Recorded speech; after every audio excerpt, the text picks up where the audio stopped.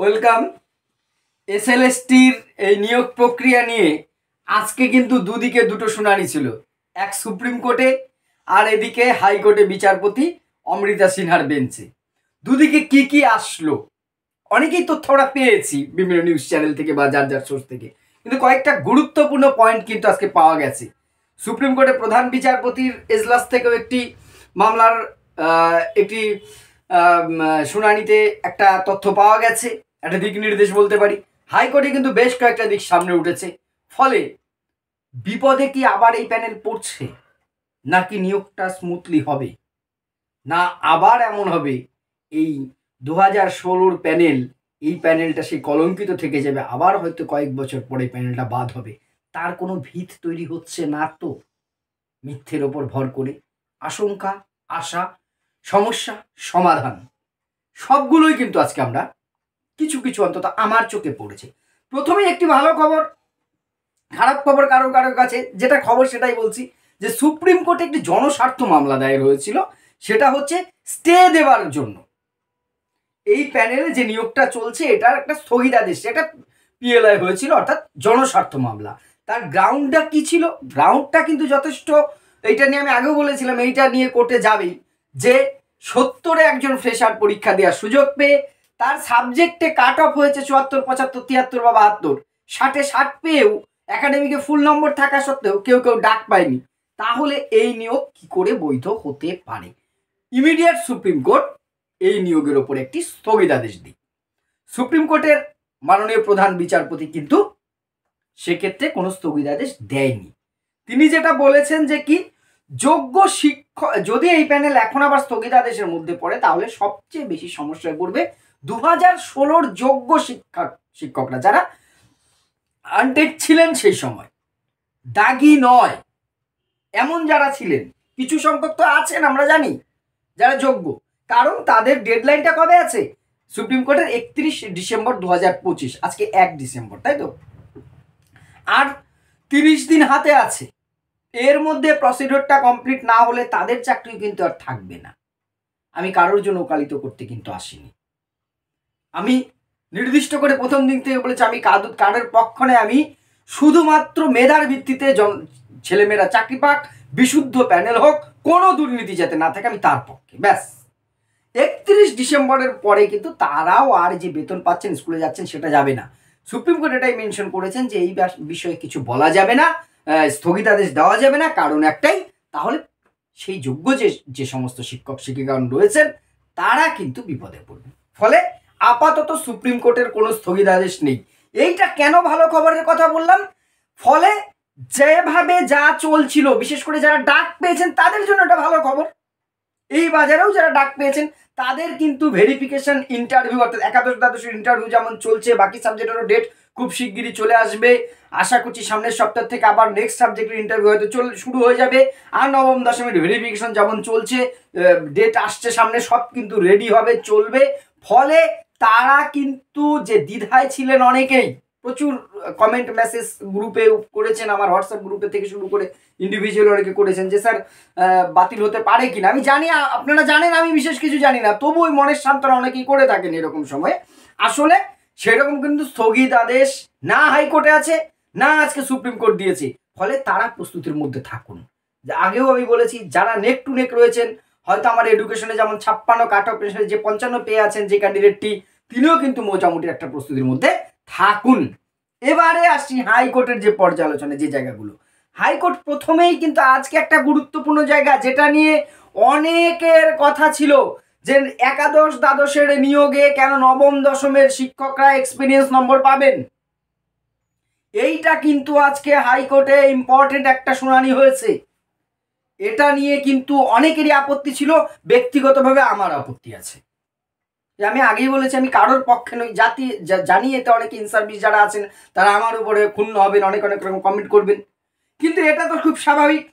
একাদশ দ্বাদশে যারা পড়িয়েছেন তারা একাদশ দ্বাদশের 10 নম্বরের অভিজ্ঞতা পান। যেমন প্রথমেই বিতর্ক আছে 10 নম্বরের অভিজ্ঞতা নম্বর যোগ হবে কি হবে না, আমি সেই টপিকে আজকে ঢুকবো না, আগে অনেকবার বলেছি। দিতেই যদি হয় তাহলে এই 10 নম্বর নবম দশমে একজন ইতিহাস পড়িয়েছেন, তিনি এসে একাদশ দ্বাদশে এডুকেশনের নম্বর পাচ্ছেন, বা নবম দশমে এক সাবজেক্ট পড়িয়ে তিনি 11-12 নম্বর পাচ্ছেন। খুব স্বাভাবিক। এখানে যারা যোগ্য শিক্ষক অধিকার মঞ্চ তাদের যিনি আইনজীবী ছিলেন, সম্ভবত ওই দিল্লির থেকে এসেছিলেন ম্যাডাম, তিনি বলেছিলেন, তাকে জিজ্ঞাসা করেছিলেন যখন বিচারপতি যে এটা কি করে সম্ভব, তখন বলেন যে নবম দশমের যারা শিক্ষক তারা তো 11-12 পড়াও। এই তথ্যটা কিন্তু খুব হয়তো কিছু বিচ্ছিন্ন স্কুলে থাকলেও এইটাকে পুরোপুরি সমর্থন করা যায় না। নবম দশমের সব শিক্ষকরাই যে 11-12 পড়ান তা কিন্তু নয়। আসলেই রিলেভেন্ট সাবজেক্ট হলে তবু একটা কথা ছিল এই জায়গাটা। এবার সেখানে প্রশ্ন করেছে তাহলে কেন 5-6 যারা পড়ান তারাই বা কেন পাবেন না? ঠিকই তো কথা, বাতাসা যখন হরিলুটের হচ্ছে সবাই পাক, কেউ বঞ্চিত হবে কেন? বঞ্চিত গোবিন্দ দাস কেউ বা হবে কেন? তাই তো, মানে তর্কের খাতিরে বলছি। তখন তিনি বলছেন নবম দশম এবং একাদশ দ্বাদশ এটা সবটাই মাধ্যমিক। দেখুন, তর্কের খাতিরে অবশ্যই মাধ্যমিক, কিন্তু তার আবার দুটো ভাগ আছে, সেকেন্ডারি, হায়ার সেকেন্ডারি, দুটো অনেক তফাৎ আছে। আপনি শিক্ষা কমিশন টমিশন অনেক কিছু নিয়ে আপনি পক্ষে যদি 10টা যুক্তি দেন, আমি বিপক্ষে আপনার সামনে 10টা যুক্তি হয়তো দিতে পারবো। ফলে সে বিতর্কে যাওয়ার কোনো প্রশ্ন নেই। এই যে এইটা কিন্তু ম্যাটারটা কিন্তু এখনো ক্লিয়ার নেই। আর একটা অভিজ্ঞতার নম্বর নিচ্ছে, আচ্ছা তাই যদি দেওয়া হয় তাহলে অভিজ্ঞতার নম্বরটা আগে কেন? এম প্যানেলের মানে ইন্টারভিউয়ের পরের প্যানেলে নয় কেন? সেখানে যেটা বলেছেন যে টোটাল বিষয়টা পিরামিড আকারের হয়। পিরামিড মানে নিচে খুব বহু সংখ্যক পরীক্ষার্থী থাকে, বাদ যেতে যেতে উপরটা শুরু হয়, এটা স্বাভাবিক, যে কোনো নিয়োগে তো তাই হয়। তাহলে অনেকেই বাদ পড়ে যাবে, এই ব্যাপারগুলো এসছে।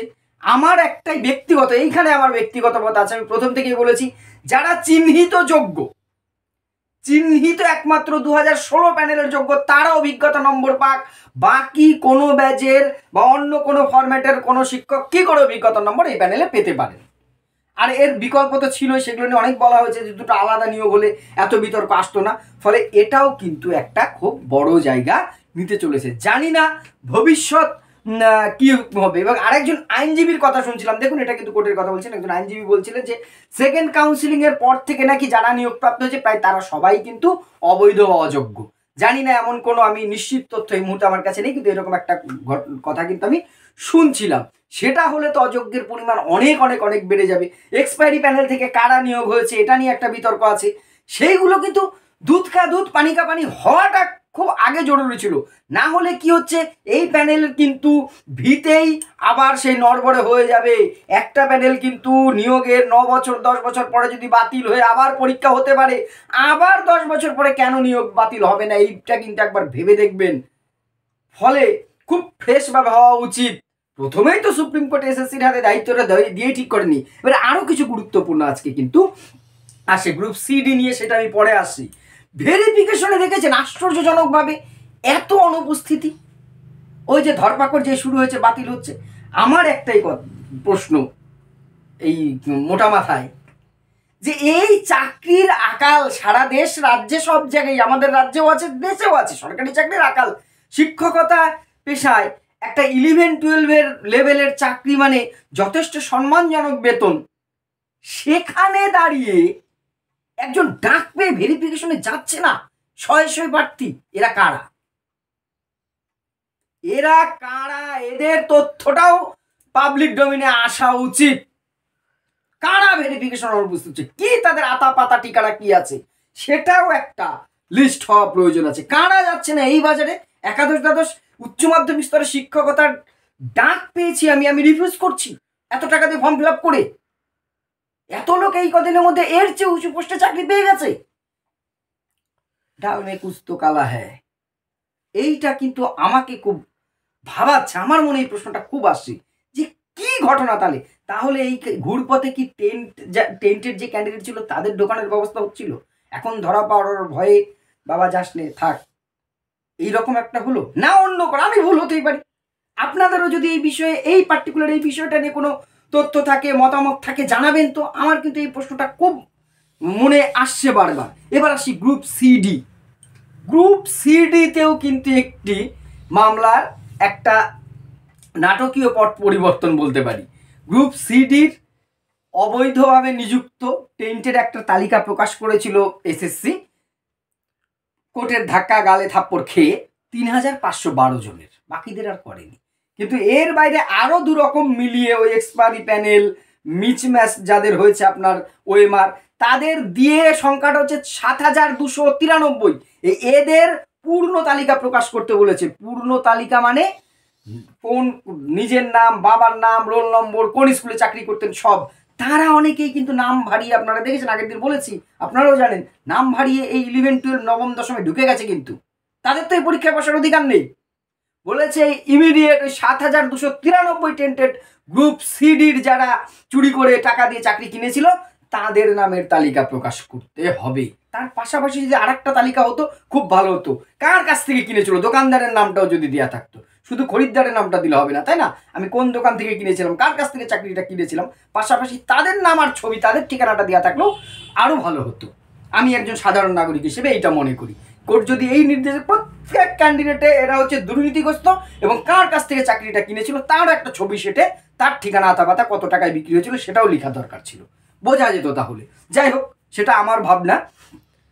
এই 7,293 গ্রুপ সিডি এর কিন্তু আপনার যে নিয়োগ লিস্টটা আসবে। আর গ্রুপ সিডি নিয়োগের ক্ষেত্রে আপনারা জানেন যারা মানে অদাগী আছে, যারা যোগ্যতার ভিত্তিতে চাকরি পেয়েছিল বলে প্রমাণ আছে, তাদের এক্সপিরিয়েন্সের 5 নম্বর দেবে বলে স্কুল সার্ভিস কমিশন এসএসসি ঠিক করেছে। সেই 5 নম্বরটাও কখন দেওয়া হবে, কারা পাবে, এটা নিয়েও কিন্তু একটা প্রশ্নচিহ্ন আছে। এবং সব শেষে যেটা বলেছে অমৃতা সিনহাস বেঞ্চ, যে গ্রুপ সিডির নিয়োগের ভবিষ্যৎ নির্ভর করছে কোর্টের অর্ডারের ওপর।